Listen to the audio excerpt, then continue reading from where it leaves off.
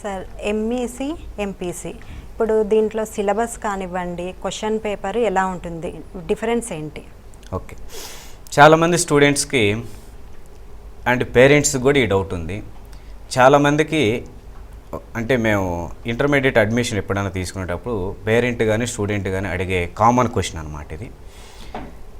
Sir maths paper ఎంఈసీకి ఎంపీసీకి ఒకటేనా, text book ఒకటేనా, chapters ఏమన్నా చేంజ్ అవుతాయా, మార్క్స్ ఏంటి డిఫరెన్స్, అసలు మ్యాథ్స్ వాళ్ళకి వీళ్ళకి ఎందుకు వేరువేరుగా ఉంది, ఎందుకు అసలు డిఫరెన్షియేషన్ ఏంటి అంటే టెక్స్ట్ బుక్ అయితే ఒకటే, ఎంఈసీకి ఎంపీసీకి సేమ్ సిలబస్ ఉంటుంది, సేమ్ టెక్స్ట్ బుక్ ఉంటుంది, సేమ్ క్వశ్చన్ పేపర్ ఉంటుంది, రాసే క్వశ్చన్ పేపర్ కూడా ఒకటే. కాకపోతే మనకి మార్క్ షీట్ మీద వచ్చేటప్పుడు మార్క్స్ ఎంపీసీ వాళ్ళకి 75 ఉంటుంది, ఎంఈసీ వాళ్ళకి 50 ఉంటుంది. అంటే కన్వర్ట్ చేస్తారు, ఈ 75ని 50కి కన్వర్ట్ చేస్తారు.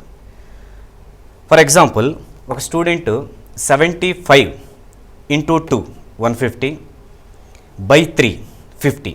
సో 75ని 50 కన్వర్ట్ చేయడం కోసం ఇంటూ 2/3 చేస్తారు.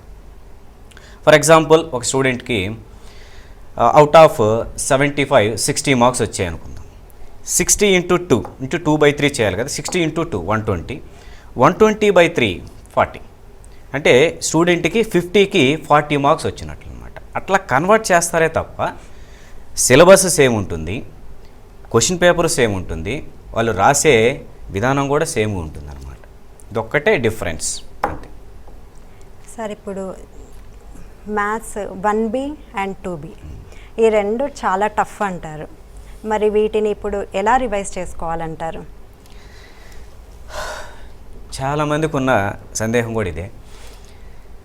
1B 2B అనగానే కొంచెం ప్యానిక్ అవుతుంటారు జనరల్గా స్టూడెంట్. 1Aతో కంపేర్ చేసుకుంటే 1Bని కొంచెం హార్డ్గా చూడడం, 2Aతో కంపేర్ చేసుకుంటే 2Bని కొంచెం హార్డ్గా చూడడం అనేది జనరల్గా జరుగుతూ ఉంటుంది. దానికి రీజన్ ఏంటంటే ఇందులో జామెట్రీ పార్ట్ ఎక్కువ ఉంటుంది. ఈ మ్యాథ్స్ బి పేపర్లో జామెట్రీ పార్ట్ ఎక్కువ ఉంటుంది. ఫస్ట్ ఇయర్ అంతా straight line, pair of straight line, 3D visualization ఎక్కువ ఉంటుందన్నమాట. అంటే క్వశ్చన్ ఎట్లా ఇస్తారు, థియరీ ఫామ్లో ఇస్తారు. ఆ థియరీ ఫామ్ని మనం అంటే స్టూడెంట్ ప్రాబ్లమాటిక్గా కన్వర్ట్ చేయాలి, డయాగ్రమాటిక్గా కన్వర్ట్ చేయాలి. అక్కడ స్టూడెంట్స్ చాలామంది ఫెయిల్ అవుతూ ఉంటారు. అందువల్ల ఈ స్టూడెంట్కి ఈ మ్యాథ్స్ బి అనేది కొంచెం హార్డ్గా కనపడుతూ ఉంటుందన్నమాట. సెకండ్ ఇయర్ అయినా అంతే, ఎక్కువ ఫార్ములా ఉంటుంది. ఈ సర్కిల్ కానివ్వండి, సిస్టమ్ ఆఫ్ సర్కిల్, ఈ కోనిక్ సెక్షన్లో నెంబర్ ఆఫ్ ఫార్ములాస్,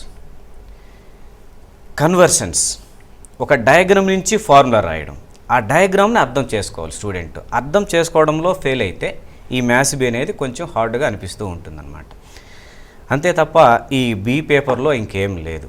కాకపోతే స్టూడెంట్ కొంచెం విజువలైజేషన్ కెపాసిటీ అనేది పెంచుకోవాలి. ఎట్లా, అది ప్రాక్టీస్. క్వశ్చన్ని నెంబర్ ఆఫ్ టైమ్స్ చదవాలి. చాలామంది స్టూడెంట్స్ ఇదే కన్ఫ్యూజ్ అయిపోతుంటారు. నీట్గా ప్రిపేర్ అవుతారు పాపం. వాళ్ళు క్వశ్చన్ పేపర్ చూడంగానే ఈ క్వశ్చన్ నాకు వచ్చు అనుకుంటారు, పాపం టిక్ చేస్తారు. తీరా ఆ క్వశ్చన్ని రాసే టైంలో ఎక్కడో చోట స్ట్రక్ అయిపోతారు. అప్పుడు మళ్ళీ క్వశ్చన్ చదువుతారు. అప్పుడు ఒక డౌట్ ఫామ్ అవుతుంది, నేను చదివిన క్వశ్చన్ ఇక్కడ వచ్చిన క్వశ్చన్ ఒకటేనా. చాలామంది అదే కన్ఫ్యూజ్ అయిపోతూ ఉంటారు మ్యాథ్స్ బి పేపర్లో. క్వశ్చన్కి స్మాల్ వేరియన్సే ఉంటుందన్నమాట.